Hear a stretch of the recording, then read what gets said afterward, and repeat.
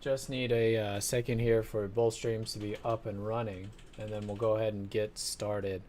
We got the market to go over after another inside day today, except for those last few minutes there. Q's still stayed inside, but SPY broke down a little bit. And then we'll also go over today's plays. All right, let's go ahead and get started. Good afternoon. This is Ifan from the Strategic Day Trader, and this is your market wrap for May 18th, 2021.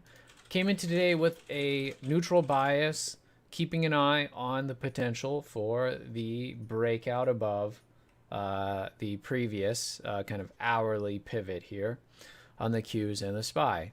So we never got above that.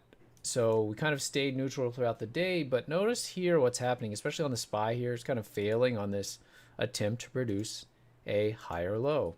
So we got a higher low there that is starting to fail, starting to lose that trend there. The Qs haven't done it yet, but are almost there, about to take that out. So that may happen tomorrow morning. Even a small gap down would take this buy setup out.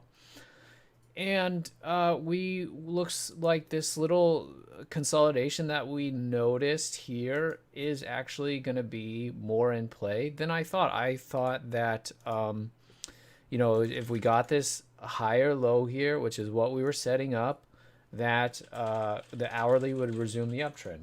Now, we hadn't got the confirmation yet because while we do have the higher low, we don't have the higher high, right? Here's the high. Kind of equal with this resistance. So if we take that out, then that would be our confirmation.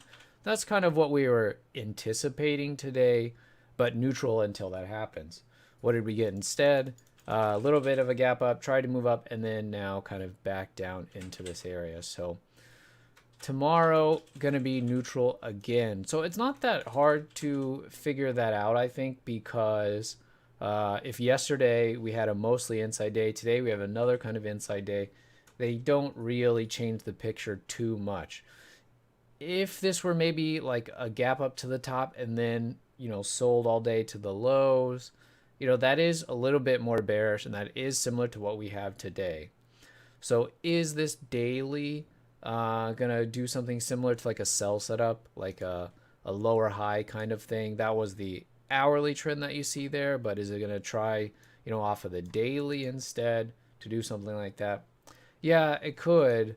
So we'll have to be on the lookout for that. Maybe if, tomorrow stays weak and then underneath that, there's sort of a sell setup already here. Not a very clean one, because what we want is two or more higher lows, okay, on the move up. And you notice this is more of a doji bar. We got a gap up here, and then it already kind of triggered an incomplete sell setup. And then now we have another bar. So it's a really sloppy way to do a sell setup. We're still a little bit extended from the 20 MA, so that's kind of why I just really haven't been on the lookout for that as a potential starting point to the next leg down. And so because of all those things that aren't quite set up that well on that, not ready yet to be bearish. Okay, so still gonna be neutral going into tomorrow. Maybe if we come back into the lows or closer to the lows and stay down there, maybe that'll give us a clear place to initiate the bearish bias. But for now, neutral going into tomorrow.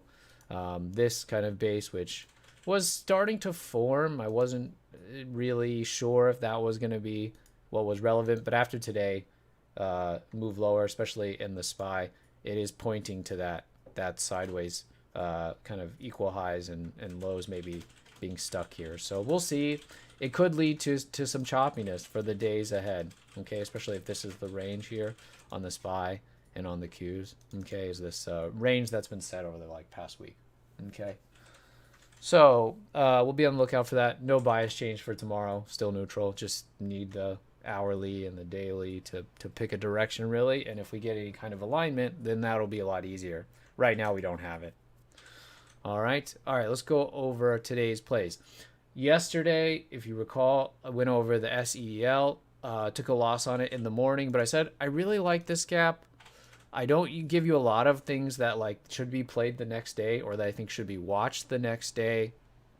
This is the seal that we played yesterday. Tried it in the morning. It kind of broke down and then got bought back up to the top and then closed weak. And I said, okay, because it closed weak, Looks good. I like this a lot. Watch it for tomorrow. Okay. Sammy had a nice call on this SEL today. Okay, it was a 1-2-3. Now this could have been played, I think. This didn't look like it was going to trigger here. This setup right here. You see the sell-off initially, then the retracement, and then turns into a base and then breaks down. But what Sammy did call was the 1-2-3 right after. Okay, right there. So nice follow through on the SEL, nice continuation on this. I didn't watch it that closely in the morning, so there were some okay setups here and there. If I was really determined to get revenge on this thing, but I didn't. Okay, so eventually it did get some plays in it later on, but nothing really too big. And of course, you know, would have been great to get the follow through yesterday. But didn't happen. Nothing I can do about that. It was always intended to be a day trade. It wasn't something I was, you know, planning to hold overnight. So if that's the case, I needed to go on the day that I play it. It's just that the way that it ended the day did suggest, you know, it could be a good one to watch. And this really got the follow through here this morning, all of this, right, for the first half of the day before the Qs made their move. Okay, so you can see that was getting sold this morning even when the Qs were still strong. So that kind of tells you it was some, I think, continuation of yesterday's move. It just didn't happen, I guess, first thing Monday morning when I was trying to get it to go. So that was the seal today. And then later on, I played the SE and just did not manage it very well. You can see here, end up closing up at the top. This is a gap bully here on the SE. There was a play that I missed on Friday, the GDRX on this day right here, where they gap down and they power through the resistance there. And so you want to get these on any kind of pullback, a breakout, as long as the uptrend is still intact, and then try to stick with it until end of day, because these a lot of times will close at the top. You can manage them hourly, bar by bar, and that'll often keep you in till the end of the day there on the GDRX.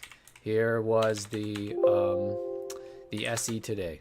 Okay, so it was off of this little kind of like 15-minute consolidation area.